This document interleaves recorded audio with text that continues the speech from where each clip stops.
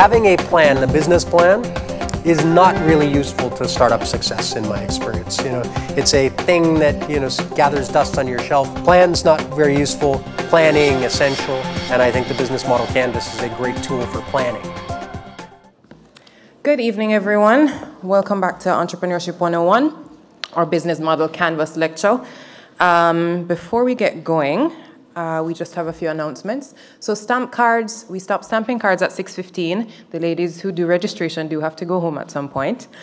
So at 6:15, no one will be there. So if you haven't had your card stamped yet, please do so.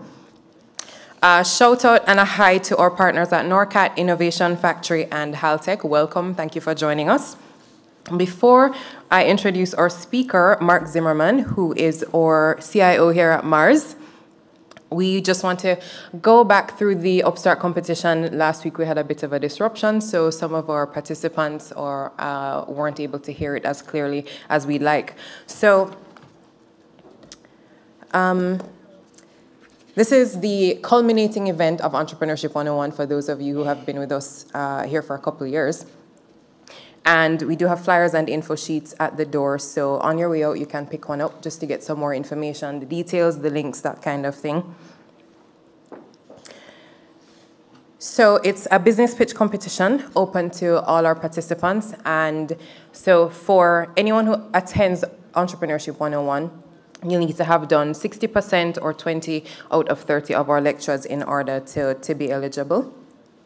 And it's for 10, we whittle it down to about 10 teams or 10 individuals at the end of by the time we've done going through all the applications.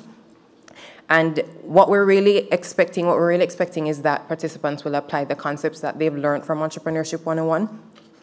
And it's for a business that you've either implemented already or that you wish to start. The cash prize is $15,000, but it's actually a prize package that consists not just of the $15,000 cash prize, but we do have some products and services included that we believe will greatly benefit any upstart, early stage startup. So in order to be eligible, entrants must have enrolled again in have done at least 20 of our 30 Entrepreneurship 101 courses, either live, in person, or by webcast. They must fall into one of our 3 business practices here at Mars: information technology, communications, and entertainment, clean tech, physical sciences, and advanced materials, or life sciences and healthcare. And of course, if social innovation falls into your business as well as sort of an addition, then that's even better.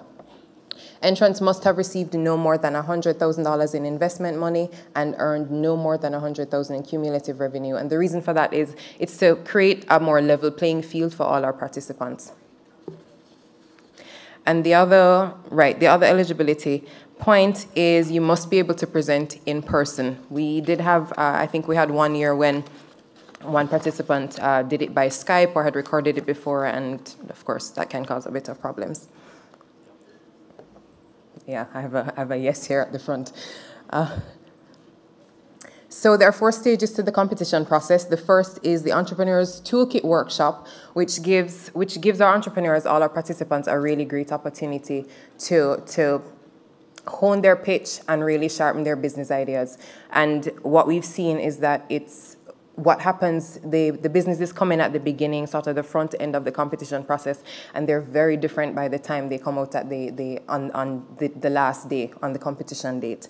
So we have those running December 18th, January 8th, January 15th, and the 22nd, and that covers launching customer discovery, crafting your value proposition, designing your business model, and perfecting your pitch. And of course, the application deadline is December 4th, so that's not much time, but the application isn't terribly long, which is a good thing. Competition entry, 3-page executive summary is due by January 31st, and that's the Entrepreneurship 101 at marsdd.com. You can also send any inquiries you have about the competition to that email address. The select entrants will interview with Mars Advisory Services Advisor, and again, we whittle it down to about 10 out of, last time I think we had between 50 and 75 applications. We're hoping for a lot more this year because we've had a pretty large group. The third stage is the pitch preparation with the Mars Advisor. Again, and you'll see, if you look at the video that's on our website for the Upstart competition, we do have past winners who speak to just how beneficial the advisory process is. And of course, the most exciting day, the pitch competition itself, which is the 14th of May. And each participant spends 10 minutes with their pitch, 5 minutes of Q&A, and then the prize is awarded at the end. And of course, even if you're not participating as a competition entrant, it's still really beneficial. Just, you know, the networking value is really there. The criteria for judging. So we do want you to be able to clearly articulate the value proposition, of course, and to demonstrate that there is a market opportunity, as well as that the business is sustainable, and the business model is sustainable, and to demonstrate the competitive differentiation of the business. And of course, just be convincing, make sure that your presentation is overall very effective, and you should be able to answer the question, would you invest in your own business? I'm sure most of you would have a resounding yes, but think about it.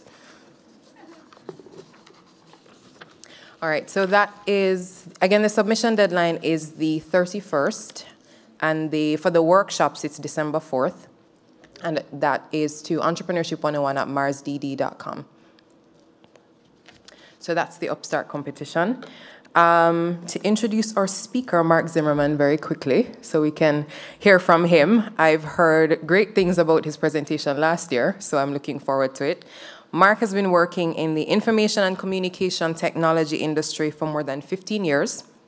He's worked with some of the biggest companies in the industry, but he's also worked with very early stage startups. So he knows what it's like to be in entrepreneurs' shoes. Mark uses his experience to help Mars clients in the areas of B2B, enterprise software, and SaaS business models, as well as security and privacy. I'm going to hand over to Mark now. Please join me in welcoming him.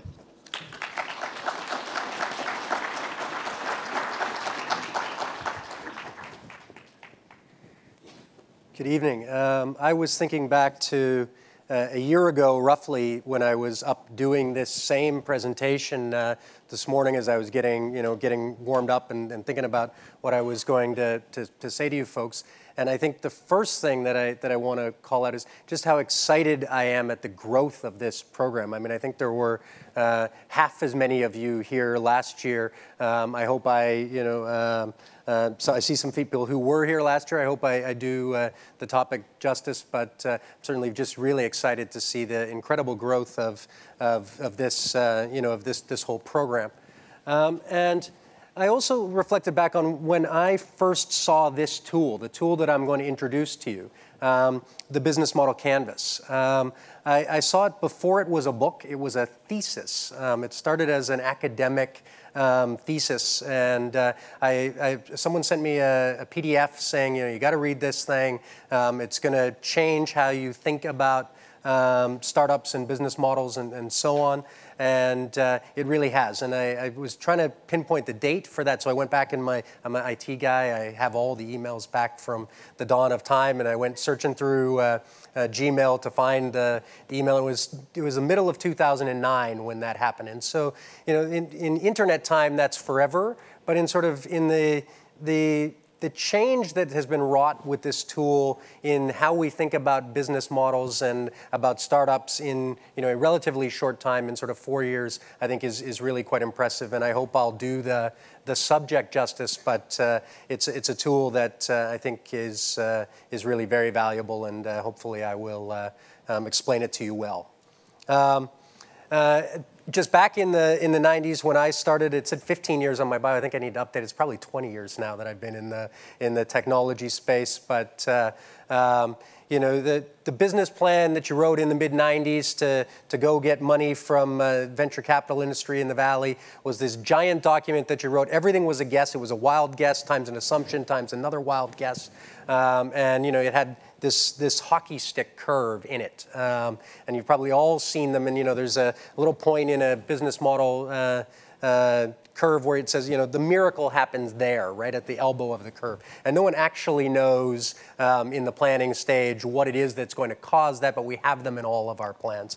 And in the Dilbert case, sort of making fun of this, that miracle happens here is where the armored car crashes through the wall and deposits a boatload of money on our company. That's where the elbow of the curve is. So this is not what I'm going to talk to you about. This is entrepreneurship theater, sort of success theater that people get up and talk about. Hey, if you plan this way, this good thing will happen to you. That isn't how this typically unfolds in the world. And hopefully, have we done the Lived It lectures? Have you seen some of those so far? I mean, hopefully those folks were honest and forthcoming with you about, this is part sort of perseverance, part luck about being in the right place at the right time, and part being smart and adaptable when when those opportunities present itself. And I'm going to talk about some tools to be smart and adaptable today, because that is your sole advantage as an entrepreneur.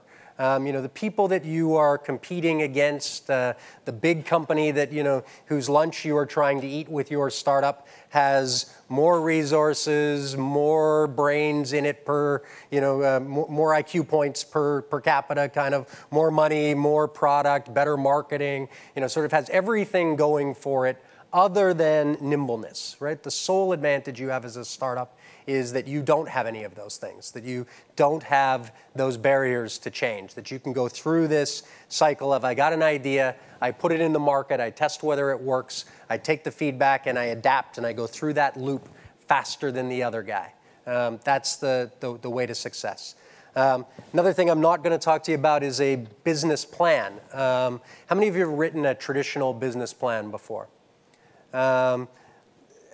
So that one there is probably a particularly epic one. I also, in preparation for this lecture, looked up the longest one I ever wrote. I wrote a business plan for a real estate startup, kind of take the MLS data, the real estate data, free it from the real estate agents, put it in the world, and so on. It was 192 pages if you include all of the financial models and all of the things behind it.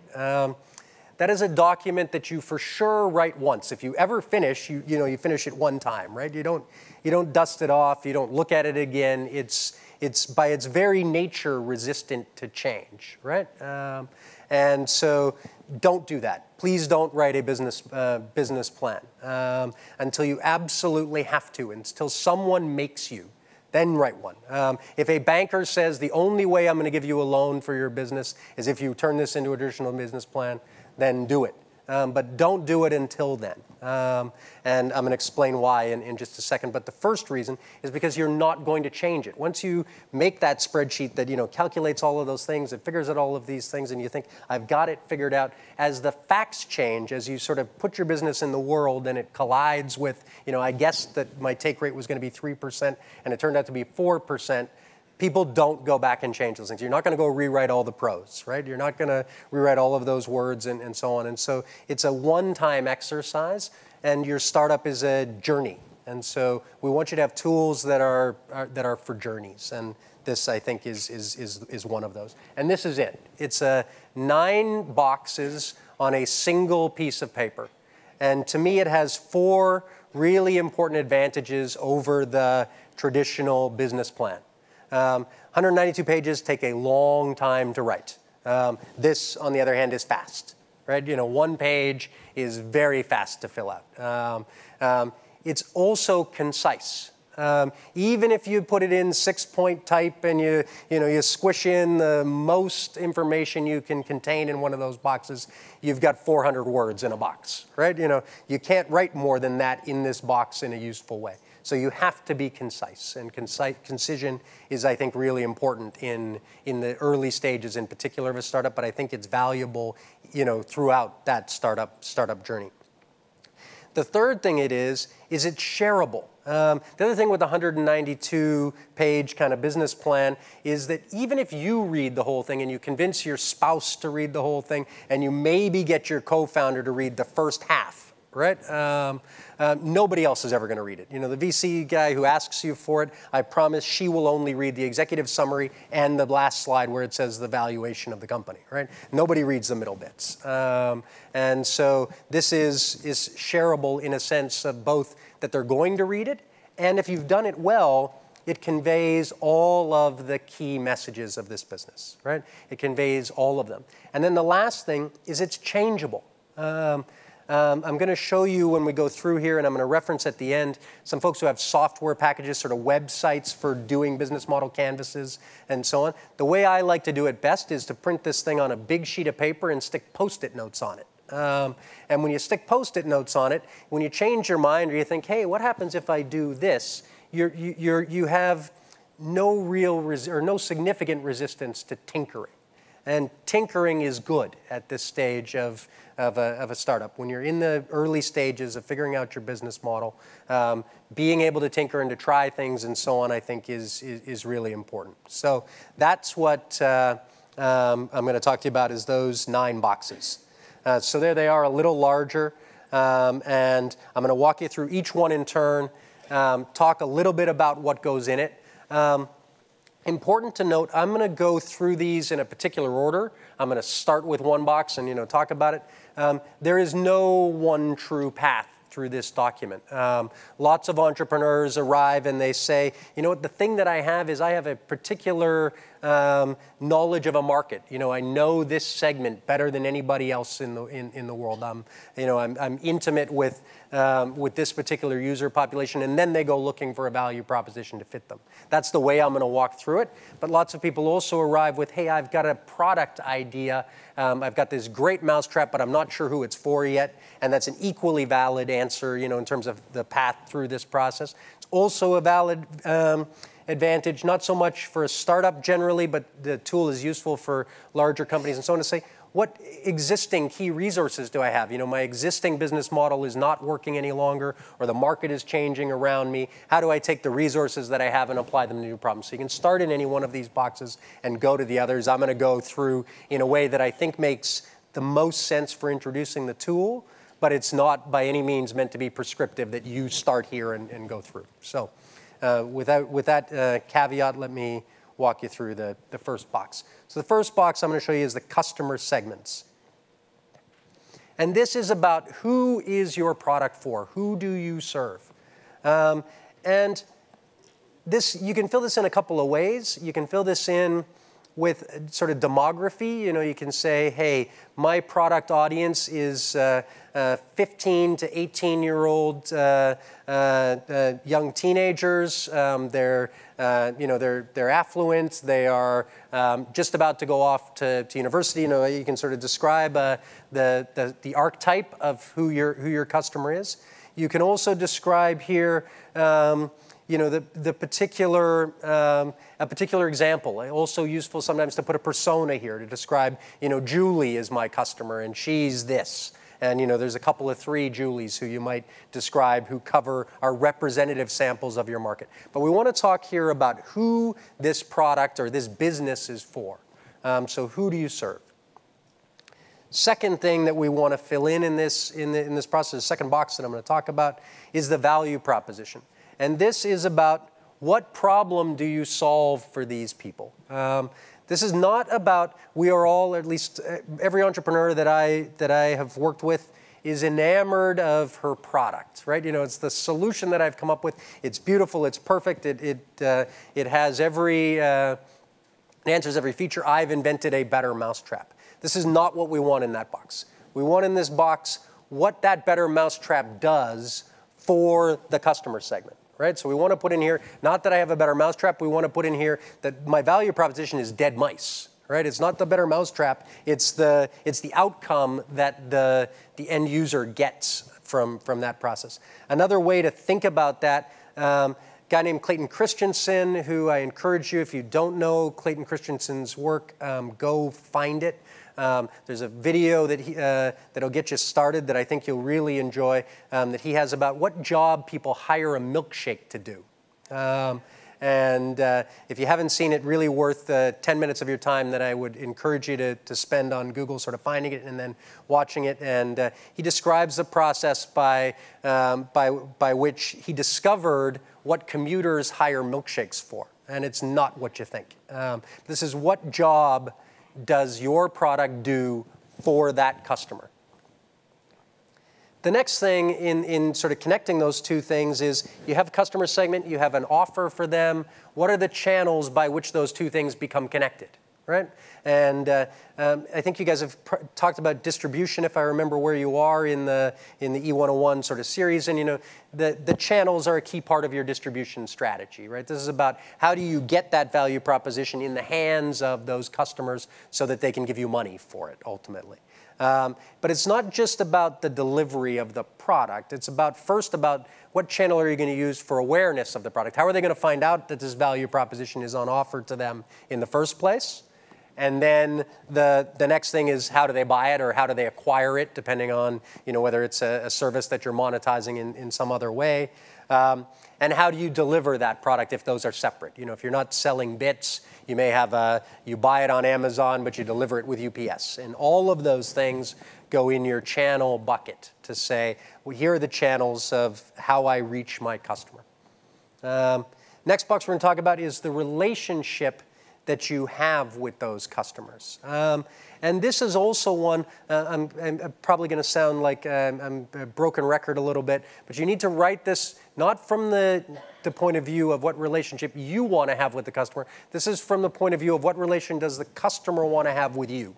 I see often, people write in this box, I'm looking for the customer to be delighted or, to love my product. And there are classes of product where that's true. People love their iPods or their iPads. We love them.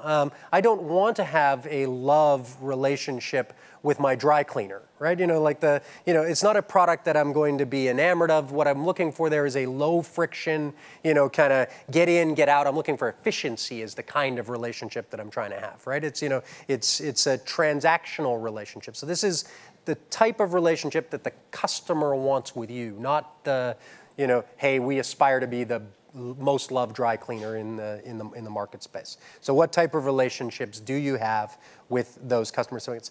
And another thing to point out here, generally with a startup in its early stages, when you're at the beginning of your entrepreneurial journey, how many of you are working on a startup idea actively in some way? Awesome.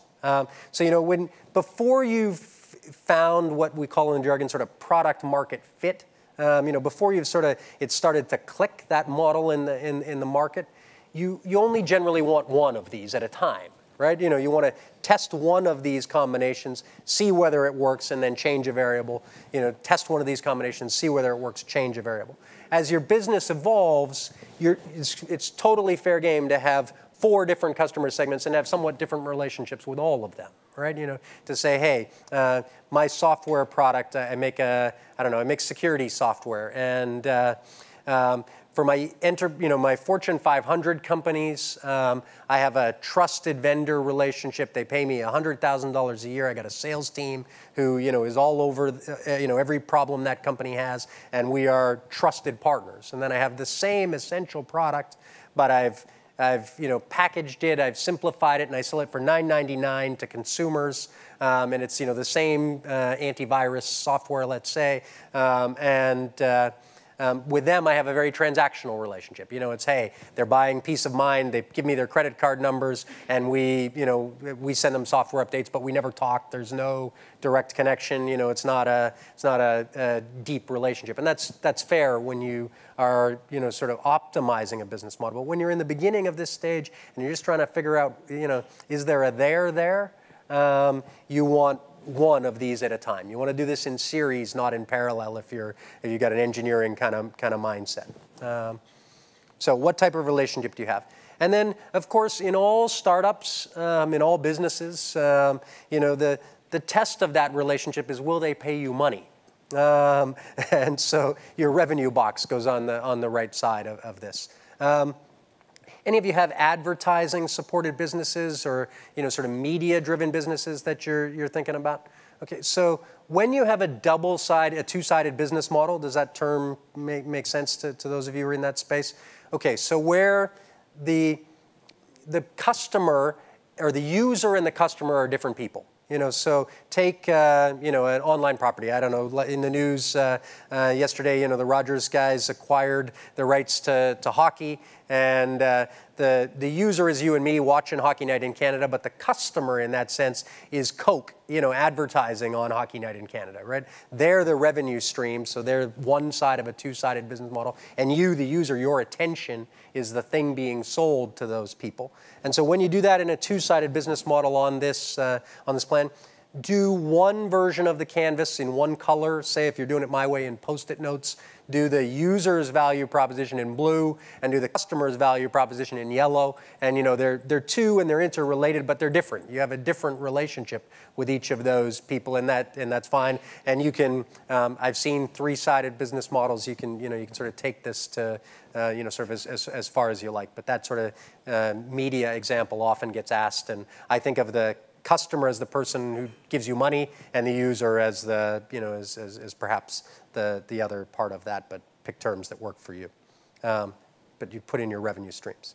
So how do you get paid? And we want in here both the unit, the sort of the denominator of that payment, and the some idea of the scale here of the payment. So we get paid per seat in that software model, or per PC protected, say in the antivirus model. That needs to be on here, sort of the how of your revenue model, and also your best approximation of the price. I don't know, it's $29 a user a month that we're going to charge for our software. And I get this question a lot in advisory work at Mars about, well, my product's not ready. I don't know. I'm not sure what to charge for it. I don't know the answer to that question. And I say, yeah, so you don't know the answer to any of these boxes really, and they're all hypotheses at this stage of a startup's life. So don't cop out of filling in that box. You're going to be wrong about much of the content that you put in these boxes, but put something in there. Put a stake in the ground that says, I think I'm going to charge $15 a user a month for my middle case product, and I don't have any way to validate that yet, but my best guess is that, and fill it in. So how do you get paid? So on the right-hand side, those are all the customer product sort of value proposition parts of this equation. And on the left are the hows. So we start with the key activities. What things do you do, all right? And it's not just what things do you do, it's only the things that you must do that fill in this box. I see often people fill these in and they say, well, we gotta do bookkeeping, we gotta do payroll, we gotta do all these sort of business housekeeping things. Yes, you do. They're not optional. You gotta pay taxes, you gotta do all the things that are the scaffolding of the business. But that's not what's meant to go in this box. What's meant to go in this box are the key activities, the unique activities that power your particular business model. Taking that antivirus software kind of example, I'm not sure why I have that on the brain today, but if you take that example, one of the key activities is keeping up to date with security threats. You need to know what the bad guys are doing if you're going to make software that prevents them. So keeping track of malware and viruses and so on goes in key activities if you're an antivirus company. Processing credit cards for the payments doesn't. Right? It's important. It keeps the lights on. It's important to the business, but it's not differentiating. So only the things that you must do yourself, that your company must do in-house, if you will, should go in that key activities box. Next one is the key resources. And the easiest way for me to think about these are the first things you put in there are the resources you need to do the key activities, right? So what do I need if I'm going to keep track of all the bad guys in that antivirus example? I need some smart security researchers. I need a bunch of PhD level hackers who are going to work for me and find out, what's going on and keep track of threats and so on. They're key resources. So what resources do I need to deliver the key activities? Those are, the things that go in there. Again, small box designed to have just the most salient pieces in that space. And then key partners. Who else do you need to make this work? Most business models have external suppliers, external partners, external things that are outside of your company that are necessary conditions for success. And you want to write down what those are. And by the same criteria, though, these are not all of our partners. I don't know. I'm making phones now. I'm making iPhones, and the retailers are on my key partner list. I got to be on the shelf at the carriers. That works. I must have them. Flextronics and the people who make the devices, they go in my key partners box. But UPS probably doesn't. You know what I mean? I need them to ship the things. It's important, but it's not essential to my business model. So just the really important ones go in there. And of course, all of those activities, resources, and partners cost money. So for those big blocks, we want to write down the cost elements and the cost levers. The same idea as we have with the revenue streams. If sort of the denominator of my business is seats, I don't know, I'm running a theater. I'm doing lectures, and we charge you each $25 a session to be here.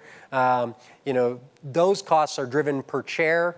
The cost structure on the right should be oriented so that it's driven by chair, right? If that's the way it is, we want to define it in sort of the same denomination as the revenue streams.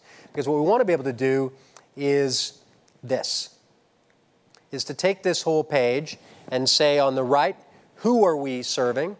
What are we doing for them?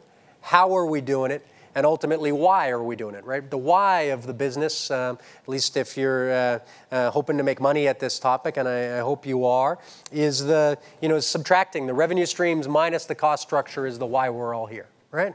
That's the motivating function of this business. So this page, if properly filled out, answers those four very key questions that I think you have to be able to answer, certainly for yourself, before you kind of jump in with both feet on an entrepreneurial journey and sort of decide that this is what I'm going to do for the next 3, 5, 7 years of my life building this business. You better have answers that you're very comfortable with to those questions. Not certainty about any one of those boxes, but a gut level comfort that you have sufficient understanding of each of those boxes to make this leap of faith that is starting a business. And particularly, you need even better answers as you go forward when you start asking other people to make that leap. Right? When you say, okay, it's one thing to say, I'm going to quit my job and start this company. Next thing, I ask my brother-in-law to quit his job and start and join this company. I ask, somebody else to write me a check for this. The sort of level of certainty around each of those answers goes up as the pool of people that you're asking to jump gets sort of farther away from you. Right? So that's the who, what, how, and why for me of a startup journey. Any of you working on a social venture, a B Corp, or anything of that nature? So after the original sort of version of this canvas, we made some amendments and some tweaks and twists to this and added the social and environmental costs to that same equation. So you get to 11 boxes, if you add these two in. But if you're looking at your business as a double bottom line or a triple bottom line kind of company, it really works very well to overlay another set of boxes on here that take the social and environmental benefits of the things that you're doing and subtract the social and environmental costs. And again, you should wind up, at least have a clear path to that being a net positive. I mean, it's cool that at the beginning of your business that revenue minus those costs is a divot, but you want to make sure that you can see a path to coming out the other side of that trough. So that's the tool. It's a very simple, I think, tool. There are lots of things online, and there's a bunch of tools on the MarsDD website about it. There's a fantastic book that Alexander Osterwalder, whose thesis paper this was, wrote in it, actually the process by which he wrote it is also fascinating. He charged a bunch of people $24 to help him write it, and they got a free copy of the book.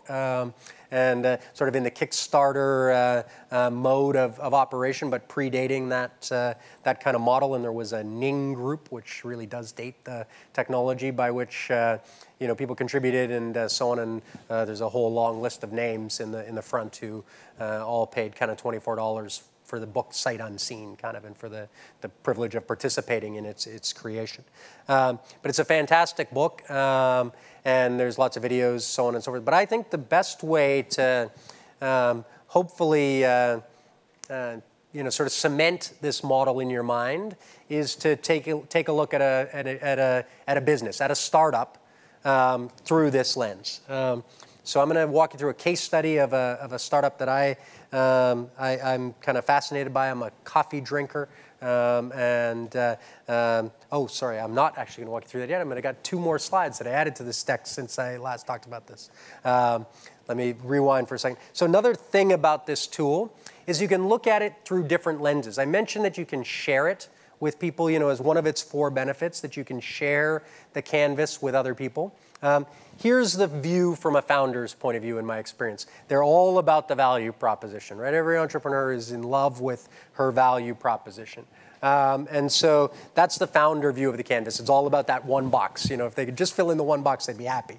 No way to make a business there. Your business, your product is the whole page. If your product is your startup rather than the thing that your startup makes, then this whole thing is your product. But that's the founder view. The customer view looks like this, right? A customer looks at, this is the benefit for me. A lot of people get identity or identify with the products they buy, and so their identity is bound up in the customer segment that they're part of, in their relationship with that brand. And of course, the price is part of the revenue stream. So this is the way a customer can, if you were explaining to a potential customer the thing that you're going to build, you cover up the left side of the model, and you only talk to her about those 4 boxes on the right. So you can present to a customer from this one page. You can also pitch to an investor from this one page. If any of you are going to, I hope all of you will, enter the Upstart competition that we talked about at the beginning. These 4 things are what investors care about, right? If you're having a VC conversation, it's only these 4 things, and really it's only traction. It's the one of those 4 things that it devolves to when you're ultimately done. But they care about how big is the market, so how big is, if we win the whole prize, how big is that prize? How big is the whole market?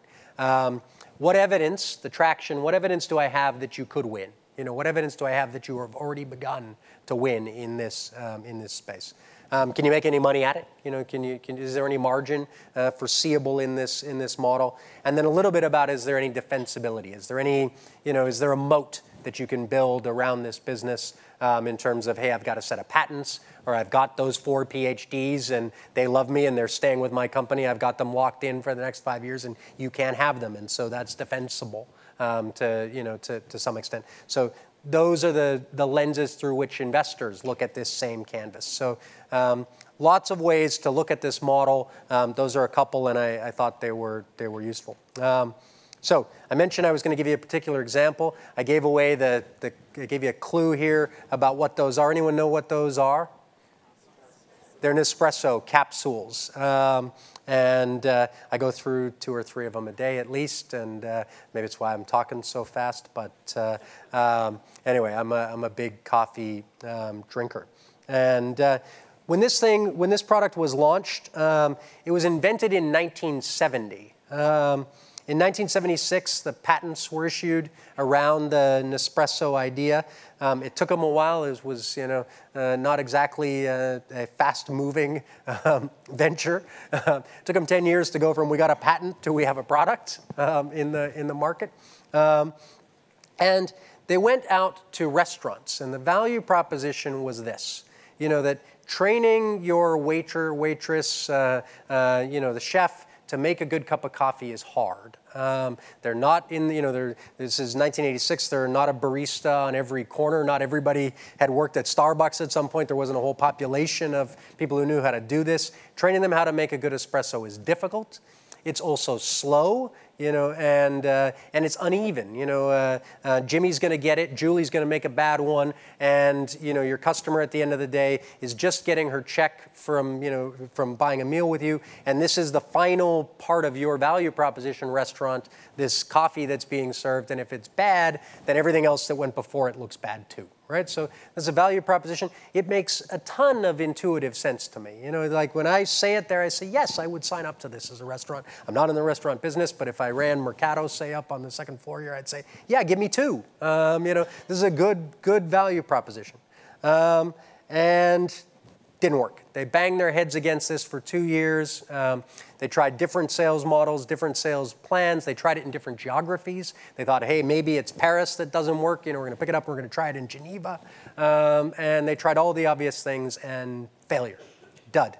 And they sunk a good chunk of money in the 10 years, in developing this product and in figuring this out. And so they didn't come to that conclusion lightly. They said, hey, we don't know how to do this. And so in 1989, a guy named J.P. Gillard was hired as the director of this product. This was not exactly a plum assignment. You know what I mean? They didn't say, all right, we're going to put our superstar guy in charge of this product. It was like, all right, we're not sure what to do with him. We're going to give him the Nespresso thing, and maybe he'll, do something. And he changed this product's trajectory. We now call that in the lean startup kind of world a pivot. Didn't have that term in 1989, but he changed the business model essentially. And here's what he did. He said on his business model canvas, I'm going to treat this as two products. I'm going to separate the machine, the coffee machine, and the capsules, and I'm going to sell them differently. Right? I'm going to treat them as two parts of the process rather than as a single entity. The old one they sold per cup. You paid 99 cents a cup, and you got the machine included in that process. He said, no, I'm going to change that. I'm going to separate these two things. He said, we're not in the manufacturing business. We don't know anything about making these machines. We're not very good at it. We're going to let somebody else do it. We're going to hire somebody else to make the machines, to service the machines, when they break, when they don't work, when they got to figure out where do we get new metal for the things. We're going to let that be somebody else's problem. We're also not going to sell these things. We're not going to go, door to door to restaurants with the machine in the bag, sort of set it up at 4 o'clock when the restaurant's kind of slow and, show them our demo. We're going to stick this thing in retail stores. We're going to put it in high street retailers and see if it works in a retail model. He said, we're also not going to handle the distribution of that stuff. So down on the, on the key activities, said distribution is not one of those key activities. We don't have to do it. We're going to let somebody else do it. We're going to let those manufacturers, we're going to let Philips in the early days of this stuff, we're going to let them deliver that thing, figure out how to stock them in the shelves at Harrods and keep those shelves full and figure out the logistics of that, and they're going to build the warehouses and they're going to do all that stuff. We're not going to do that stuff. The only thing we're going to do that we're going to keep tight to us is we are going to handle the sales training. We think we've figured out the right way to communicate this value proposition, to sell it to customers. And so we're going to insist that if you want to carry this thing in your retail store, you have to let us train your sales staff. Right? This is the bargain. We're going to give you our product. We think it's a great product. We're going to pay the stocking fees, the co-op advertising fees. We're going to do all the things that we need to do to get you to carry our product. But we're going to insist that we do sales training. And so they said, yes, we're going to handle the sales training part of this process. They said the capsules, we're going to sell them online and over the phone. You're not actually going to be able to buy coffee with your coffee machine. Not something that on the surface of it makes a whole lot of sense. Part of the value proposition was you buy this machine, you spend $200 for the gadget, you take the gadget home, we're going to give you some free coffee, we're going to give you some starter coffee with it, but if you say, no, I'd like more, I'm sold already, I think it's a great thing, I want to take 400 coffee pods home with me. They will not let you. Not allowed. You can't buy the pods in the store because they wanted to change how that relationship works. The customer relationship box was something they thought was important. And they said, we're going to make that customer relationship box a direct relationship between us. So we're going to sell those things, we're going to deliver them to you directly. And as the market matured, as it evolved, I said sort of when you're in the startup stage of this, you want few variables and you want to test them in series. So once they got that first part right, they said, okay, we're going to layer on some other experiments and see if they work, if they achieve what we were hoping. So they layered on. They said, okay, we're going to make our own machine. We're going to brand our own machines. We're going to stick our logo on them. We're still not going to make them. It's still going to be made by Philips or by Seiko or by somebody else, but they're going to carry the Nespresso brand on the gadget. So, okay, we'll do that. They also added their own retail stores. I saw a billboard actually a couple days ago that they've opened a new one in Yorkville here in Toronto. They added their own retail footprint. They said, not only are we going to train the salespeople, but they're going to work for us. They're going to be our salespeople. So said, hey, we can get even closer to that stuff. And they also went back to the restaurant model. They created something called Nespresso Pro that they went back to. They said, hey, now that we've worked out some of the logistics of this, we think we're going to take another approach at the restaurant and office market. So it worked out pretty well for them. This new business model, when they took it to market, had a 30% compound annual growth rate. I don't know if any of you are finance people, but that is, people dream about businesses that can do that. There are almost no examples I can think of in the world that have sustained that kind of growth rate for a decade. That's 30% year over year. In the first year, your startup, you're 0 to 30%. Not too hard. Second year, it gets a little harder, and you get caught up in what we call the law of large numbers. And adding 30% in year 10 is really, really hard. And they've kept on that trajectory, a 30% compound annual growth rate over a decade. $3 billion in annual revenue when I updated this, when I did this slide last year. I'm sure it's north of that, but I haven't found a better number. But big, really big. They sold 12 million of those machines so far, 20 billion of the capsules. So that's worked out pretty well. It's available in 50 countries. Again, it's probably available in more since I last did these slides. And so it's been a roaring success. All indications are that it's going to continue to be a great success. And so I thought I would try and map its business model for you onto the canvas as a concrete example. I hope I've explained it to you at least enough in English, kind of how the business is, and now I show you how it works on in the 9 boxes. So here we go. So the customer segments, at least at the beginning, were high-end households. This is not the cheapest way to make a cup of coffee. It's not outrageously expensive, but it's definitely a luxury item. So it was targeted at a high-end household. And the value proposition really simple. It's hard to make good coffee. Same value proposition that we pitched to restaurants, but now pitched to the consumer. We're going to give you restaurant quality espresso at home. Right? And it's going to be easy, and you don't have to clean it up, and it's all of those things. But the central value proposition is just that, right? You could go buy you've always been able to buy one of these machines. You got to figure out how to tamp the thing just right, and kind of get the water flow just right. And it's work. And the Nespresso thing is dead simple. You put the cap in, you pull the thing, boom, out comes perfect coffee. So high-end restaurant quality espresso at home. The relationship, to me, is the key differentiator between this model and the model they had before, right? The old model was, you buy this product, you're buying coffee. This is not a retail relationship that they've established with me. They call me an Espresso member. I have an Espresso membership card. I don't know where to find it, but I do have one. And the relationship is that I'm a member of some semi-exclusive club that they've created. That's the nature of the relationship that they've tried to build with those customers, and that they've been very successful in building, at least with the 12 million the 12 million people who are part of the club. And so member is the key word there in terms of the definition of that relationship. What are the channels? Well, initially the channel's retail. You make your first encounter with this product in a physical store. In some retail establishment is where you first touch it, you first feel it. And then after that, it goes online, it's in a call center, and then we mentioned the extension to their own boutiques. All of those are channels by which this, this thing is delivered. The revenue stream, the hardware, interesting. They make a few bucks at that.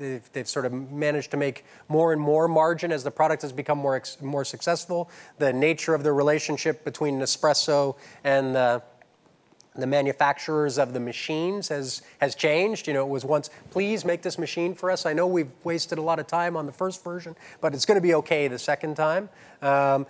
To now, if you wish the privilege of making our machines, your margins are going to be about this big, and you're going to like it. So the hardware process has changed, but it's still a very small revenue stream from the machines relative to the 20 billion capsules, right? I don't have they don't break out the numbers in a way that I have access to. But if you do some simple math on 20 billion capsules at, let's call them 50 cents a piece, versus 12 million machines at $200, where they might make 10% on the machines, you quickly see that the capsules are where the business is. So capsule sales are the revenue stream. What are the key resources that you need to do this? Well, you need distribution. You got to figure out how to deliver those capsules in a reasonably timely fashion, right? Because this whole value proposition of being a member breaks if I run out of coffee on Tuesday and you can't get me new coffee until a week from Tuesday, right? One time that happens, I go buy a regular machine and I learn how to work the levers. But as long as you can deliver me coffee the next morning, within sort of 9 a.m. the next day, I can keep track of those capsules, or at least I learn my lesson once and then I keep track of the capsules.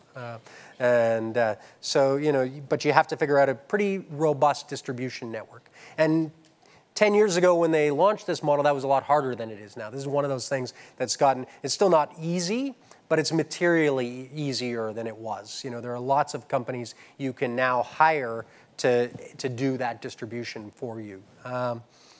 You need a brand, right? I wasn't going to believe somebody other than Nespresso or a relatively small number of people who could convince the customer at the beginning of the process that they could fulfill that value proposition of restaurant quality, right? If Tim Hortons opens, starts selling came to me with that value proposition, lots of great things about that brand, but I'm not going to believe you, right? I'm not going to take your word for it at the start of the process. So you needed a brand that could be extended to this, in terms of the process.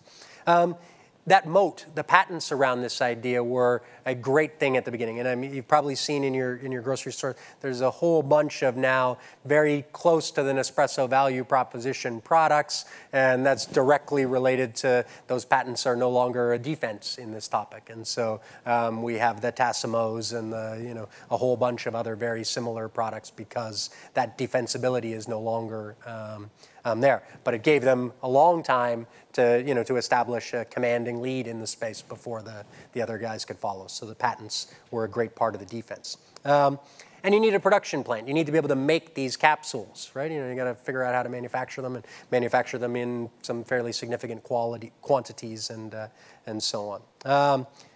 The key activities, also fairly straightforward, only 3 of them in this area. You got to be good at marketing, you got to be good at production, and you got to be good at logistics. If you can do those 3 things, you can win in this particular market. Everything else, and those are pretty big things, but everything else is extraneous to this business model. And you need some key partners, and in this case, you need really 2 to make this work. You need the people to make the machines for you, because if you're not going to do it, someone's got to do it. You need some machines, and you needed those retailers to sign up at the beginning of the process to say, hey, yes, I will let you train my staff. I will let you go down this path. Those things have costs. The distribution and sales is a big part of that, particularly at the start of the model. The manufacturing and the marketing, also continuing long costs or long, large parts of the cost model going forward. And if you subtract those things, you wind up with a very healthy business in this case. I mentioned, at the beginning, sort of 4 reasons why I think this, the The canvas is compelling. And this, I think, summarizes those really, really nicely. You know, if you do this well, you can do it in pictures. So you can be so concise that you can do it with just a graphic, right? I know when I see that picture, they offered me a laser pointer. I forgot to say yes, because I can point up there in the upper right-hand corner. But that picture conveys to me the kind of households we're talking about. I get who they are with that picture on the right. I get that they're members by the physical card, right? I know what they're aspiring to here is not a transactional relationship. The value proposition is nicely summarized by that by that picture, and the same throughout the thing. And so if you can get to that level of concision in a business model, I think it will serve you really well. It will have done a couple of things. It will have hopefully clarified your thinking sufficiently that you can when you have a business. Another problem with a business model, with a business plan, you have a 192-page, back to the start kind of business model, and you come to a strategic fork in the road for your company. You've got to decide. I don't know. Are we going to take the business to China or not? Or is that the next country that we should take our value proposition for? You can't scrub that idea against that plan. Right? You can't sort of say, okay, well, what happens if I put China into the 192 pages and see what happens, right? You can't do that. At this level of detail, you can say, okay, what if I go to China? Well, how many of those people are there in the customer segment? Okay, there's 3 million people who are in that high-end households who have enough disposable income to do this in my space. I can find out how many of them drink coffee. I can compare, I can ask questions of this model and hopefully have them answered, or at least give myself a framework in which to answer them. So that's the business model of Nespresso. If you're interested, I hope I've sparked your curiosity about this idea and this concept. I'd encourage you to get Business Model Generation, which is Alec and Yves' book outlining this topic.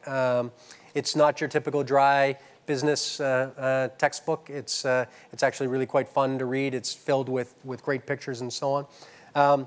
A fellow that I'm very pleased to know and who I think is one of the smartest thinkers about sort of the startup ecosystem, Ash Maurya, has a book called Running Lean, which takes these principles and marries them with the lean startup methodology that I think Nathan Monk, a colleague of mine, gave you a little bit of a taste of a couple of weeks ago.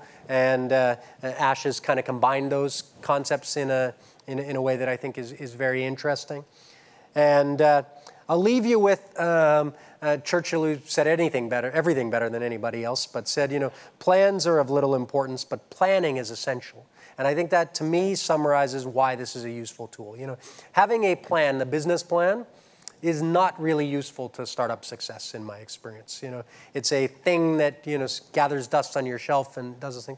But the act of thinking through all the questions and writing down, crystallizing that thinking is invaluable to a startup, right? Having thought through those things is huge value in terms of increasing your odds of success. So plan's not very useful, planning essential, and I think the business model canvas is a great tool for planning as opposed to documenting kind of atrophied plans. I hope that's been helpful, and I'm happy to take any questions, talk with you about the model, and hopefully my enthusiasm for it is catching. It's been a tool that has helped me immensely in my advisory work and startup interactions in general. So it's something I'm a huge fan of. Hope it shows. Thank you.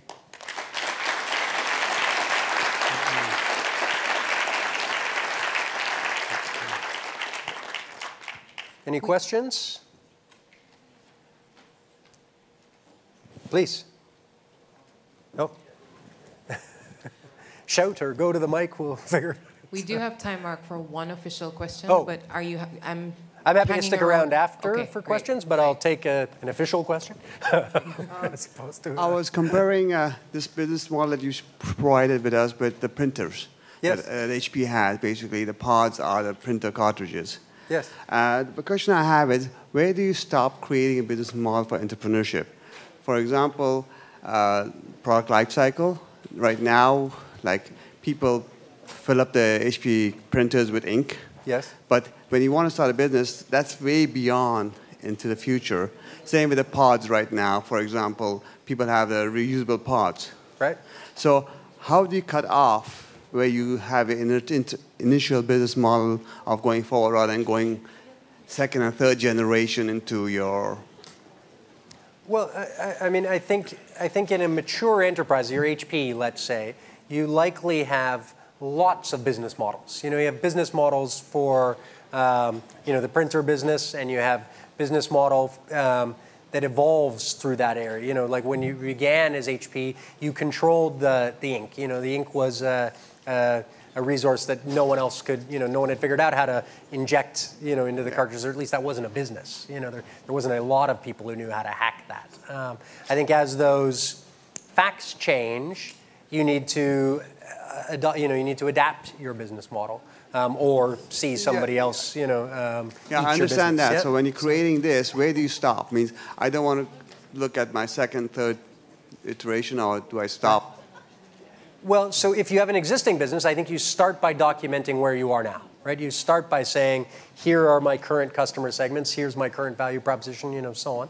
And either you find, hey, this is where I am now, and this is working, this is success for me, or you find, this isn't working, and you begin to say, what is my hypothesis about which box here is the one that's broken?